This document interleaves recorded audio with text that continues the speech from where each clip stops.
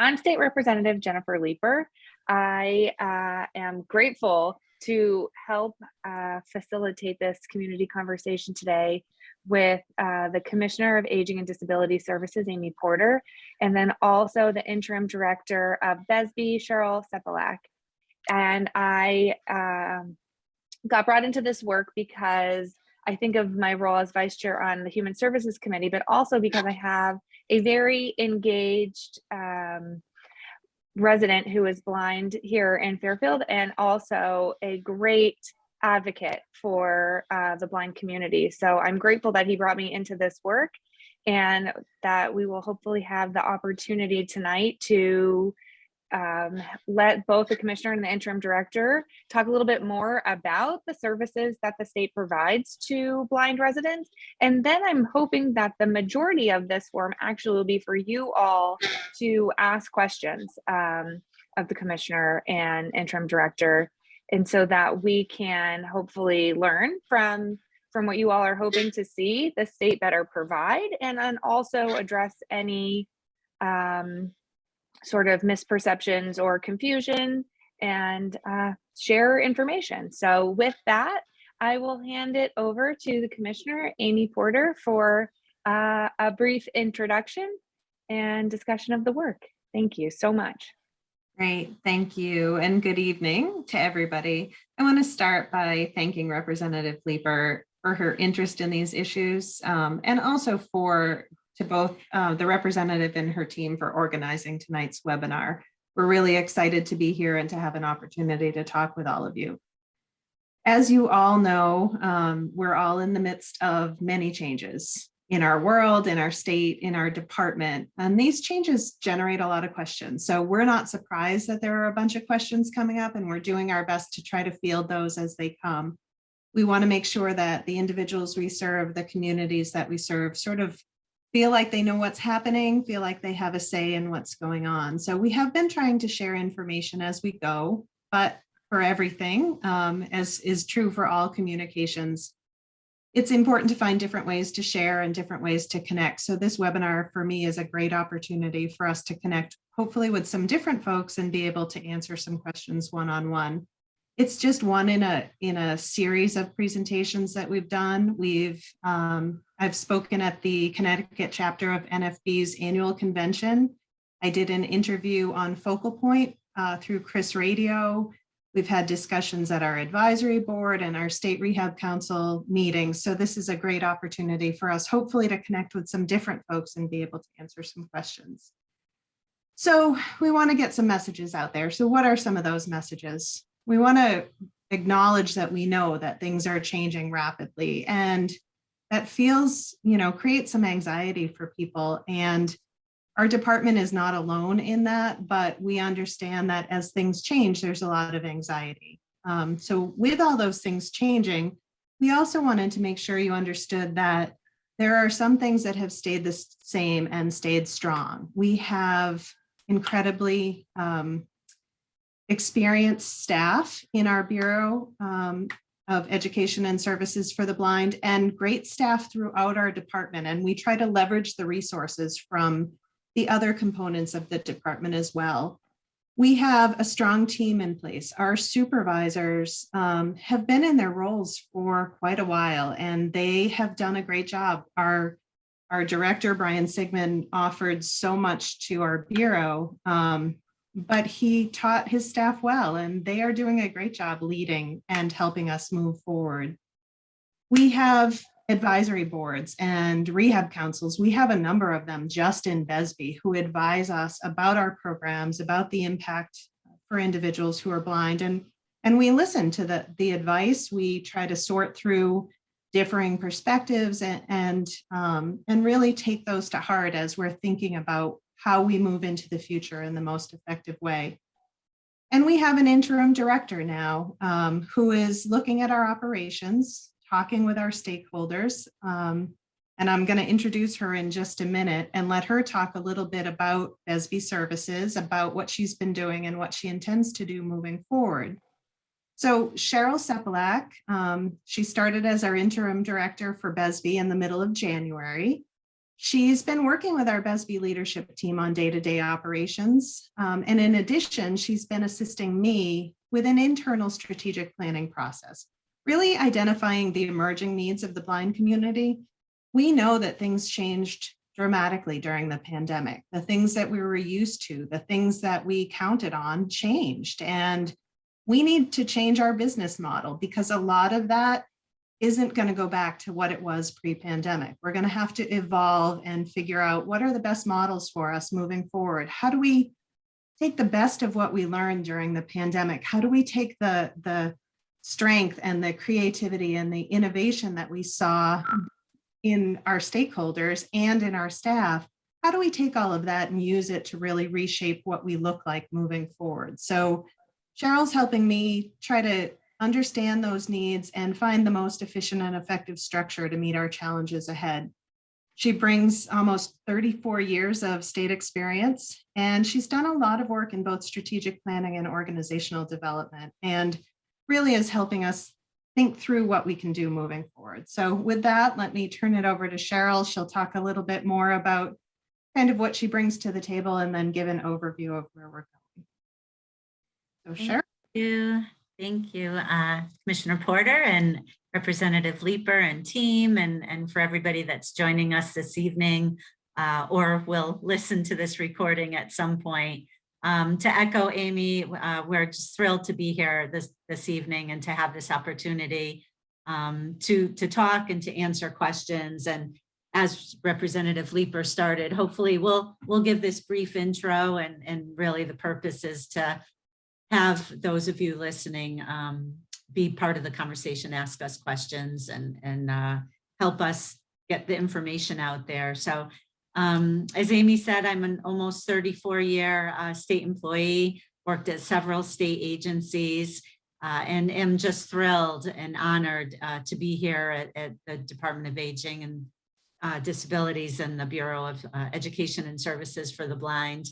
And again, to echo, the team has been great at BESB. They have welcomed me, and they've been really open to conversations and to educating me, and also to be part of some strategic planning conversations that we're having internally at the Bureau. And that has primarily focused on what we call a SWOT, identifying strengths, weaknesses, opportunities, and threats, and also kind of visioning what does success look like for the Bureau over the next months and year and beyond, and also digging in and seeing what can we improve, what processes can we take a look at and streamline and capitalize on the resources that we have. So those are some of the internal conversations going on. And I want to touch quickly on our 4 primary service programs at the Bureau, comprised of adult services, children's services, vocational rehabilitation, and the business enterprise program. And the first 2 are pretty obvious. Adult services provides intake and all manner of services for our adult clients in the community, and with the primary goal of living with independence. Our children's services focuses on our children, our young people in school, providing Braille instruction, mobility instruction, all sorts of adaptive technology and training, textbooks for the schools, and again, with the primary focus of our children living as independently as possible. Our Voc Rehab program kind of interweaves with all of that, and that provides school to work transition for our younger people who are blind or visually impaired, and also assists adults to obtain, retain, and advance in their employment. And then finally, the Business Enterprise program, which offers entrepreneurial opportunities to people who are blind or visually impaired to work in their own food service or gift store businesses. For those that are familiar with, and unfortunately due to COVID and a lot of changes in the recent years, but if you've ever worked in state office buildings, a lot of the cafeterias or gift shops or operated by our business enterprise program. So those are the primary service programs at the Bureau. And again, the team comes together, and we are having those internal strategic planning conversations in order to try to identify where do we want to be and what are some themes that we can focus on and set goals by. And the next step, and really excited, is what I'm calling my fact-finding mission, is to take that conversation out to our stakeholders and our partners and our clients. And I really want to hear from all of you as to how best to do that. We do have a accessible survey that we are finishing up, and we're going to be getting that out to any of our groups. Amy mentioned the SRC and our advisory board, the State Rehabilitation Council, and our advisory board for the blind and visually impaired. And again, we'll be working with them to get this survey out. It's an adaptive, accessible survey, sorry, and that anyone will be able to complete. We want to make sure that we're reaching everyone as much as possible. So again, for me, I want to hear from you.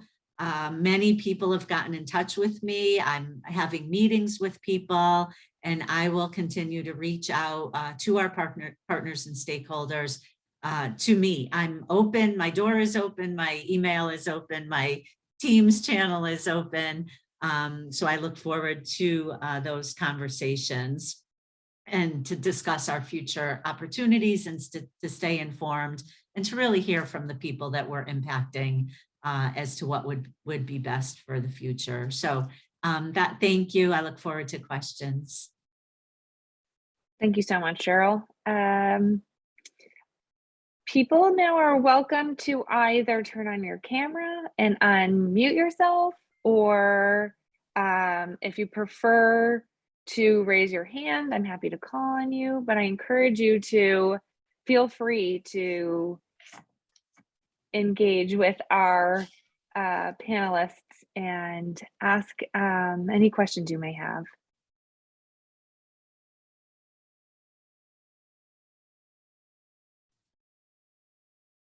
Hi, Marianne Melly.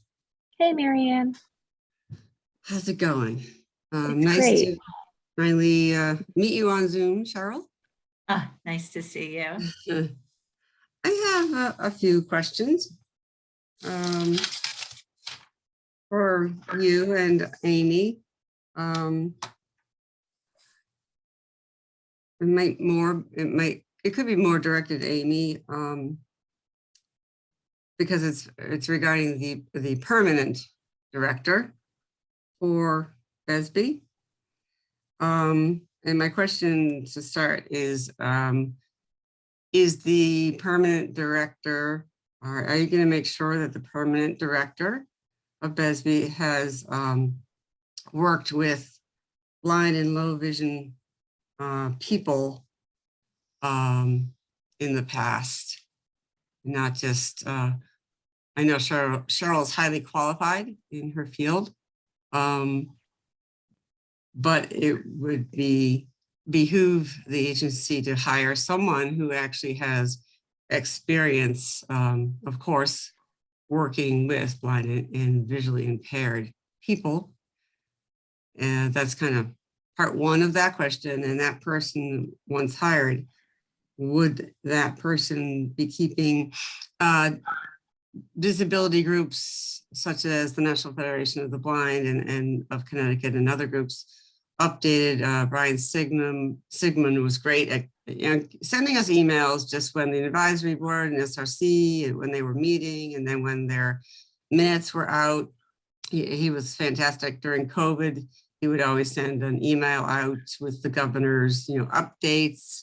When there were job postings, he at BESB or other areas, he would send those out as well. So that's kind of part one of my question. Yeah, thank you for the question. And this is Amy responding. So we are trying to figure out what the best structure is for our department moving forward. As I said at the beginning, we're trying to learn that. We're trying to figure out what happened during COVID, what we can do moving forward. But we also have to recognize that there's been a lot of changes and there will be upcoming changes in the staffing that we have available in folks with experience that are retiring. So we share the concern. We want to make sure that we have people that understand the services for individuals with disabilities, including individuals who are blind or have visual impairments.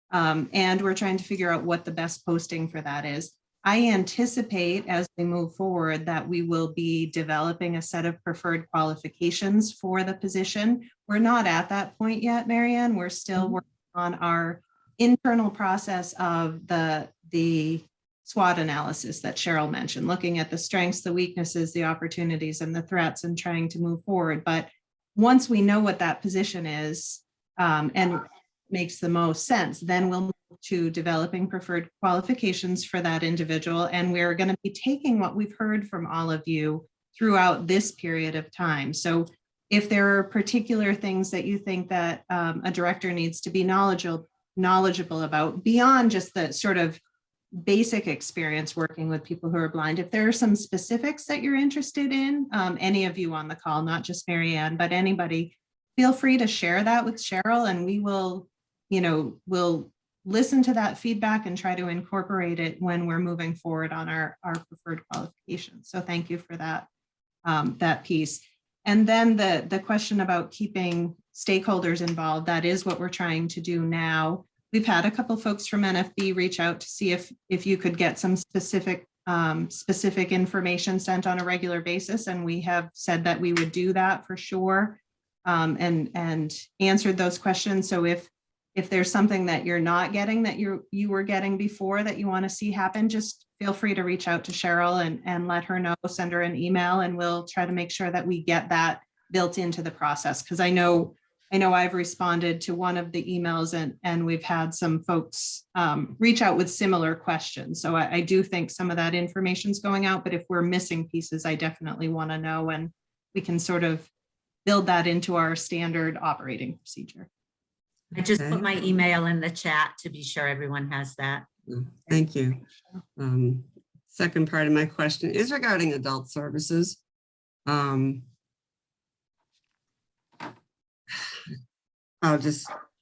give an example of one of our members. She registered with BESB about 4 years ago, and someone came out and put bump dots in her home, and she got some mobility training. She had a stroke and actually got a CCTV to pay her bills. But lately her vision has gotten significantly worse, and she needs more help at her home. And she has reached out to Services for the Blind, to Christopher Lassen and her social worker, Jamie Ortega. And they couldn't find any evidence of her case. Now it could be, everything that's gone on, of course, through COVID and whatnot. But about 2 months have gone by, actually, and she still has no case at BESB for adult services. So I was asked, or she couldn't make it on the meeting tonight, if you could kindly look into this and maybe find out where her original certificate of blindness could be. And no one has called her or emailed to get any answers for Carol. And she really is in dire need of some help. So I could try sending you an email, Cheryl, with her name. And if you could look into it, I really appreciate that. Thanks. Marianne, we actually received an email about that today. And so Cheryl and I have already talked. Oh, fantastic. He's on top of it. And this individual whose name we won't discuss on the call today, because we don't want to get into anybody's specifics, especially if they're not the ones bringing it up. But we will, I can guarantee that she will get a call by the end of this week. And we will be able to move forward. Yeah. So she gave me permission to use her name. So that's I only Yeah, recognize no, that.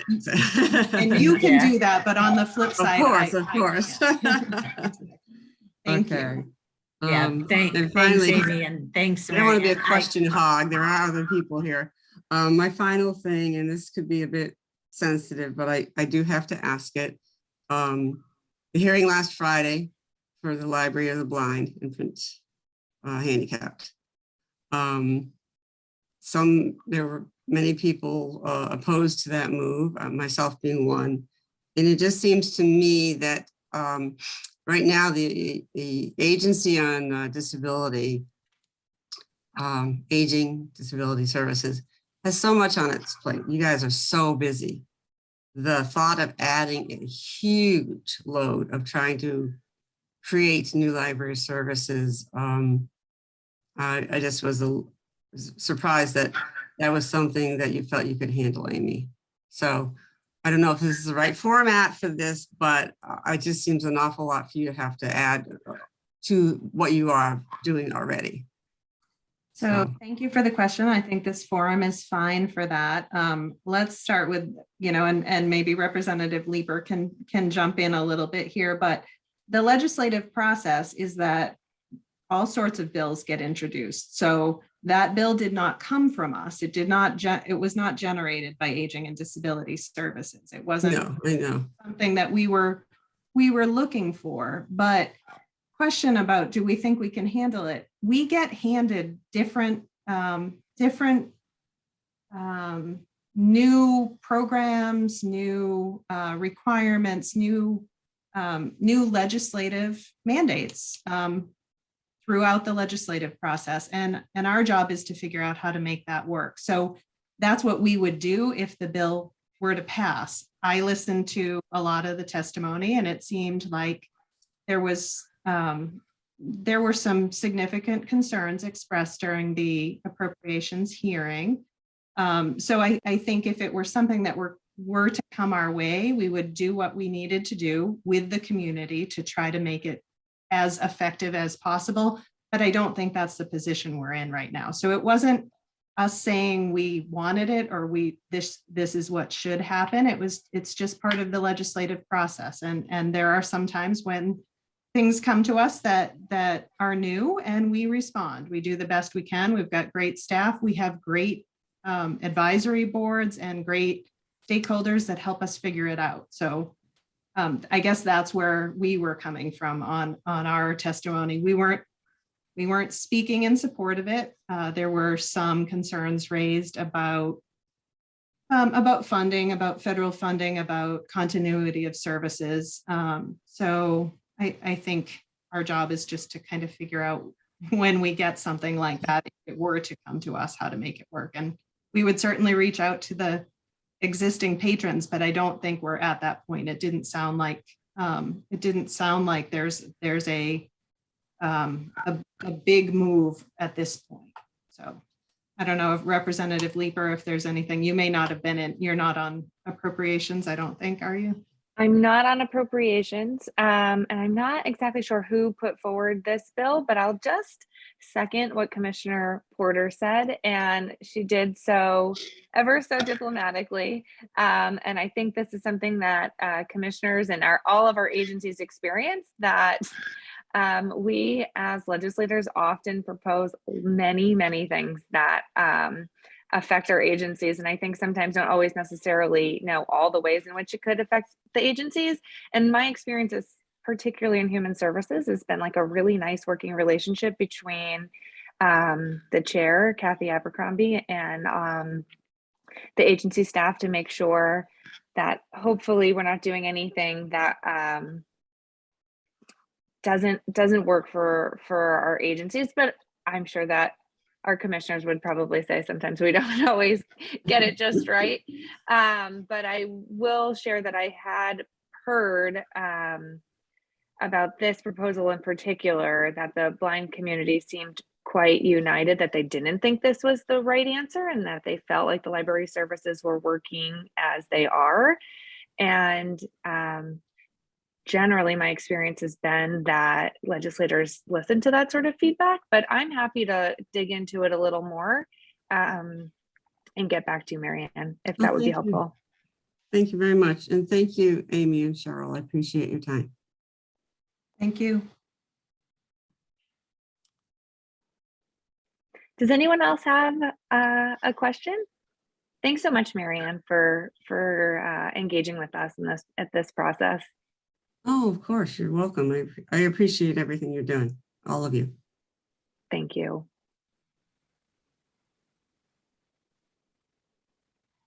And then Nathaniel, I saw that you just hopped on. Just want to thank you for joining us and give you thank credit for helping really be the impetus for us creating this opportunity to come and listen to the concerns and priorities of our blind community. So thanks a lot for doing that. Well, thank you. I have to say, made it very, very easy when we started writing to our representatives. I had no idea first of all, the position and the interest that you specifically would take. So thank you, and thank you for your leadership. It just happened to be that you're my representative, and that's a really good thing. So thank you for taking the time to organize this and to get everyone together. And certainly look forward.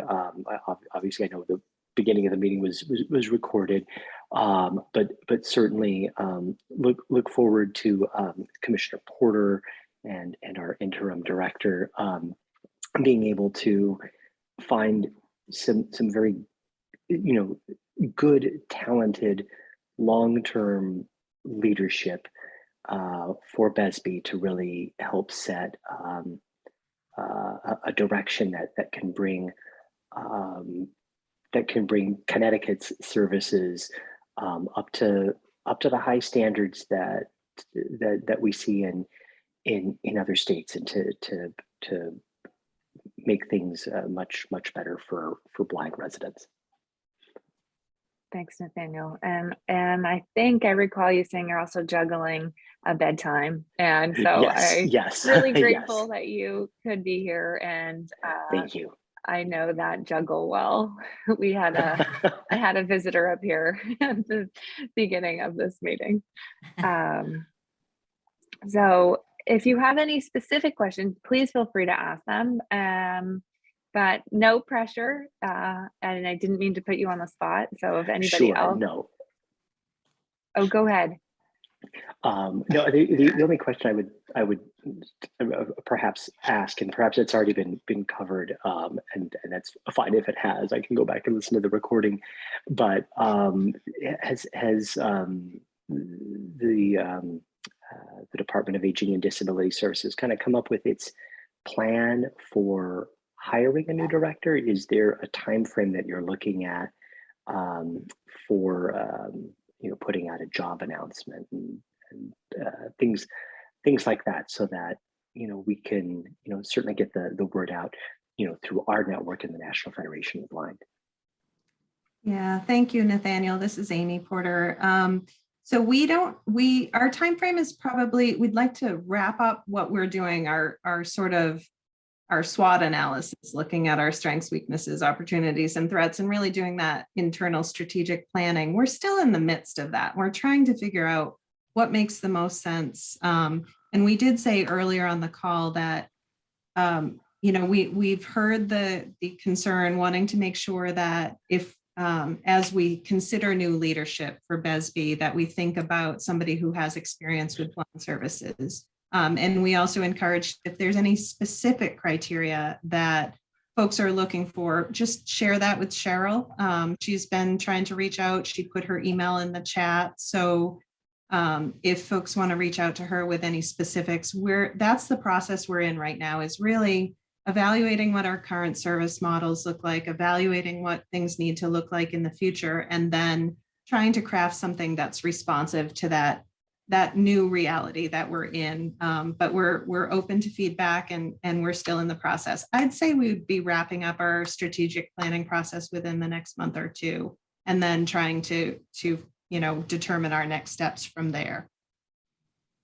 Okay, great. That's helpful to at least have an idea of the time frame. So thank you.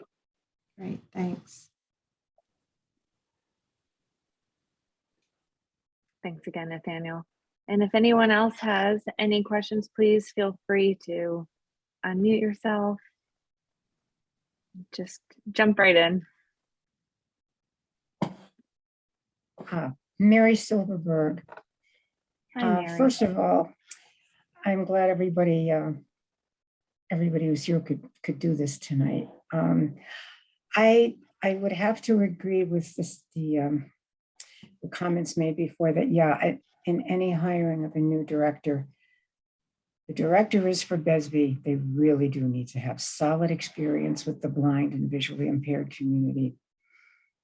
I know in the sense of, agency structure, sometimes it seems easier. Well, there's an umbrella and we try to consolidate as much as we can. But the needs of the blind and the visually impaired are different. Each disability has its specific needs, but ours, it is different. And having that understanding of those needs and direct experience with it really does help, I think, in the short-term planning and in the long-term goal setting of an agency and just how things are going to be carried out. And I also have to, I would like to add this too. I was one of the people who sent in testimony about not having your agency have the LBPH included in it.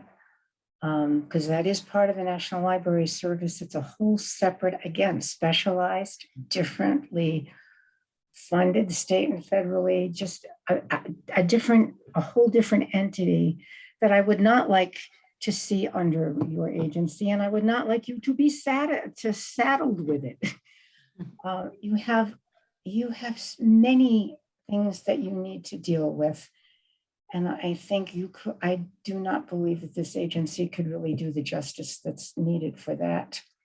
And the one other thing I would like to ask you both, Cheryl and Amy, when you are in the hiring process, I think adult services has changed a bit. And I think the need in that area has changed. And maybe you've already observed this. But from what I'm seeing as a member of the advisory board with you and with being one of the vice presidents for National Federation of the Blind, we have a lot, people are living longer. And as we all live longer, you're no longer 70 or 75 and, oh, well, I still have some computer skills. I have some understanding of technology. The way things are going, by the time you are 80, 85, 90, I'm amazed at the age and the longevity of some of our clients. It's amazing. It's scary. Yeah, the closer I get to it, it's scarier. But I think what I'm trying to say is the world changes much more rapidly than ever. Technology changes every time you turn around. You have a new system and a new tool to learn how to use, how to make it effective. And that's for all of us. And I think when you have the aging process and somebody, whether they've been blind or visually impaired for a long time or losing their vision is part of that aging process, that is a very threatening to independence, threatening to a person's feeling competent to deal with the world as they have to. Because the main thing is to keep people engaged. And if they feel they can't engage, whether it's to buy food, to do anything, we're going to lose them. And I think that's the only way I can put it. People need to feel that they have some control over their lives, that they can lead their lives independently, which is what all of our agencies and organizations are really trying to do. We're all trying to get people, help them to develop the skills and the confidence to be able to function and live independently and productively.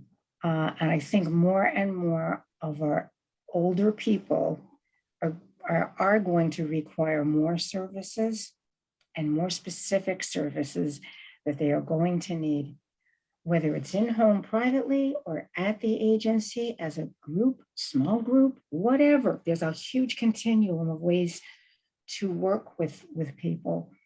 And I think we're going to need a lot more of that, especially over the next 10 to 20 years. After that, I can't even fathom it, so I'm not even going to go there. But those are the main comments I'd like to make. And if, again, I'm here and available also. So I'm very willing to speak with any of you, bounce ideas off, help in the process. So thank you. That's great. Thank you, Mary. I think that's the great thing, right, is that we do share a lot of ground in what we're trying to accomplish, and what we'd like to see happen. And I think your point sort of, it goes hand in hand with what I was trying to say at the beginning of the webinar, is that things have changed so dramatically, right? The technology has changed, the needs have changed, our population has changed. So we don't want to just recreate what we had at BESB. We want to think about how to help our world move into the future. We're getting a little cameo appearance on our webinar. So cute. So sorry about the little chuckling there, but Representative Leeper has a guest joining her. So, but it really, it makes the point, I think, Mary, is that I think getting your feedback, and maybe you and Cheryl can sit down, as Cheryl's offered, to really talk about what that could look like and what we could envision for our services moving forward. And so I appreciate your comments today, tonight, and I do think they're all consistent with what we're trying to do. We're not trying to be secretive. We're just trying to actually take the time, talk to people, learn what it is that we need to do to move forward, and not just reinvent what we were already doing. So we appreciate that feedback and your offer for partnership.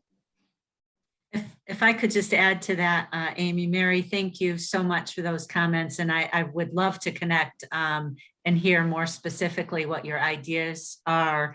I don't know if you were on yet, but earlier I talked about a survey that we are creating to mimic our internal strategic conversations, that we really want the input of our stakeholders and the advisory board and the committees and NFB. So there's going to be that opportunity. I'm targeting in the next couple of weeks. But again, I'd love to sit with you specifically. We can have a telephone call or a Teams meeting or a Zoom call, whatever works. So I look forward to connecting. Very good. Thank you. Thank you. Thanks, Cheryl. Thanks, Commissioner Porter. And Mary, I just want to recognize what I heard you say was, as people are living longer, we need to be deeply committed to ensuring we're finding ways for people to age safely and independently and continue to live a vibrant life. And I think that those goals, of course, are very nuanced and specific for the blind community. But I think for my role, especially in human services, it's sort of the root of all the work we do. So I actually really thank you for kind of reminding us of that core tenet of why we're all here and why we're so committed. So thanks for adding that to the conversation. You're welcome. And I think as legislators, that's what you're there to do. You're trying to serve the needs of your constituents and yourselves as well. You all have families. We're all working, I think, for the same end. So yeah, thank you. I'm glad to hear you say that. Appreciate it. Thanks for being with us. And I apologize for my guest, my little guest here. Nathaniel, I see you have your hand up. Great. Thank you. And just to kind of dovetail onto what Mary was saying, Cheryl and Commissioner Porter, it may, as BESB is envisioning what it can do moving forward, especially for older blind adults who are losing vision. And I think that's a lot of the challenges that I've heard. We tend to serve transition age youth, you know, um, fairly well. There are areas for improvement, but I know one of the things that may be helpful, especially as we look at the concerns that Mary expressed, and not leaving our seniors behind. Um, it may be helpful for BESB and the department to take a look at models of service delivery in other states and other programs that have done meaningful outreach to older blind seniors. I think, for example, and these are just a couple of places, and there's many more you could probably look at, but the two that come immediately to my mind, in part because I know people who work in these programs, there's a program in Colorado run by a nonprofit called the Colorado Center for the Blind, and they have, and I'm not sure how they're funded, but BESB could play a role in setting something like this up in Connecticut through its resources. But they have a specific program for blind seniors where they come in either for a weekend or week-long retreats, or maybe they have a regular support group in the in the local area. They're located in one of the suburbs of Denver.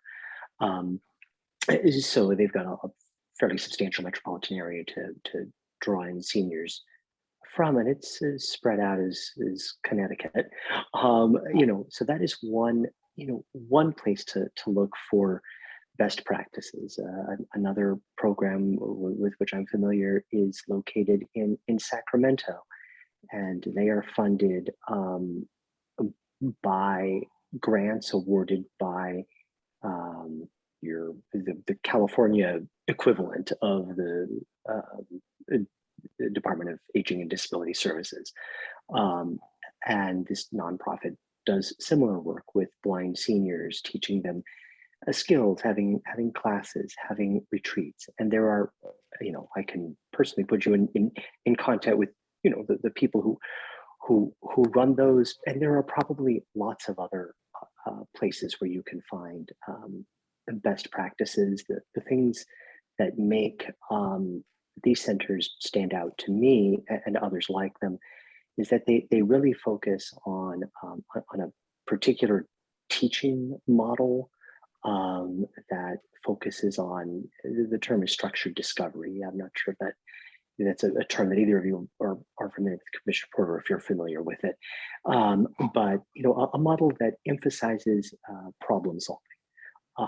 But those are the sort of best practices that BESB could really take a little bit of time and say, how could we bring something like that to Connecticut if an agency in the Sacramento area, and the catchment area for that program is the size of the state of Connecticut, both geographically and population wise. So, I would really encourage, as we're talking about serving blind seniors, looking at best practices in other, in other parts of the country, and seeing what they're doing and what we might be able to bring to Connecticut. Nathaniel, thank you. It's Cheryl. I'd Sure. love to connect with you and get some contact information and further this conversation. So Sure. Your comments, thank you. Yeah, you're welcome. Thank you. Look forward to following up on that. Great. Thanks, Nathaniel. Yeah, thank you. Appreciate that input, and I look forward to what comes out of that conversation. Yeah. Does anyone else want to unmute themselves and ask a question?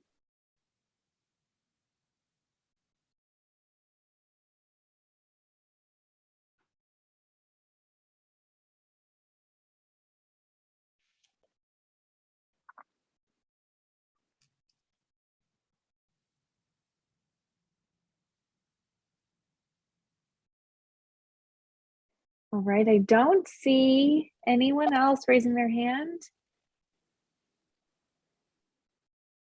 So I might, and we are getting close to our hour mark. We have 12 more minutes, but if no one else has a question, I'll hand it back over to Amy and Cheryl. If you guys would like to make any sort of closing remarks or next steps, or just remind folks of how they can best get in touch with you. And I'll just remind everybody that Cheryl did put her email in the chat function here on this Zoom. So you might want to take note of that. All right, Amy? Right. Thank you so much. And again, Representative, thank you for this opportunity and pulling this group together. I appreciate the questions and the opportunity to address some of the concerns that are out there. I am grateful for the input we've received already and really looking forward to additional input that folks have to share. Any details that you want to share, Nathaniel, it's really helpful to know. I've seen some of the questions about, well, why isn't Connecticut following these best practices? And without knowing exactly what the best practices are that we're talking about, it's hard to be responsive to that. So I appreciate the additional color there and the conversation about some of the specifics. My email is, for those of you who don't know it, I have gotten emails from many of you, so I think you do, but it's Amy, AMY.Porter, PORTER @ct.gov. So you can email me, you can email Cheryl who put it in chat, but if you don't have it, it's Cheryl, why don't you say it so I don't just mess your name, your spelling up while I'm trying to say it from memory. That's okay. I was going to do the same thing, Amy. Thank you. It's Cheryl, CHERYL CEPELAK @ct.gov. And I'm sure that I can find Nathaniel and Mary's emails as well and get in touch proactively with them. And just thank you for this opportunity and for being on tonight, and look forward to further conversations. And go Huskies. Go Huskies. For Go those going Huskies. to be watching or listening to the game tonight, I don't know what's happening right now, but Well, thank you both so much for making the time to answer these questions and engage. And I know you do that all the time, but I think it was really lovely to be able to have this sort of carve out conversation. So thank you so much, Commissioner, and thank you, Cheryl. And then just thank you so much to all of our members of the blind and visually impaired community who took the time to be a part of this conversation and ask thought-provoking and engaging questions. And I think that will make this a more valuable forum for anyone who was not able to join us tonight to go back and watch. So it would not have been a success without you and your participation and engagement. So thank you so much. And with no other questions, I guess that's a wrap. And everyone who is anxiously awaiting to watch the Huskies game can do that. Thank you so much.